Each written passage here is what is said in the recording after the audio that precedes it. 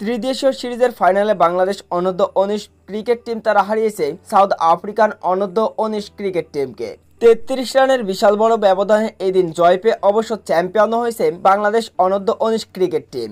South আফ্রিকার বিপক্ষে প্রথমে ব্যাটিং করতে নামে বাংলাদেশি ব্যাটসম্যানরা এবং বাংলাদেশের হয়ে এই দিন দুর্দান্ত ব্যাটিং করেছেন রিজান হোসেন সিদ্দিক এছাড়াও আবদুল্লাহ।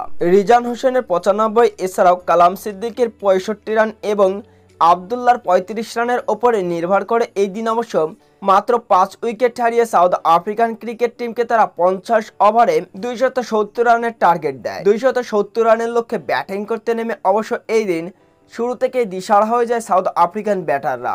শেষ পর্যন্ত 48.4 ওভার একেবারে অল আউট হয়ে অবশ্য সাউথ আফ্রিকান ক্রিকেট টিম তারা করে 236 রান, যার সুবাদে অবশ্য 33 রানের বিশাল বড় এক জয় পায় বাংলাদেশ অনূর্ধ্ব-19 ক্রিকেট টিম। বাংলাদেশের হয়ে এদিন অবশ্য অলরাউন্ডিং পারফরমেন্স করেছেন রিজান হোসেন। ব্যাট হাতে 95 রানের পাশাপাশি বল হাতেও এদিন 5টি উইকেট শিকার করেছেন রিজান হোসেন, যার কারণে এই দিন ম্যান অব দ্য ম্যাচ পুরস্কারও পেয়েছেন রিজান হোসেন।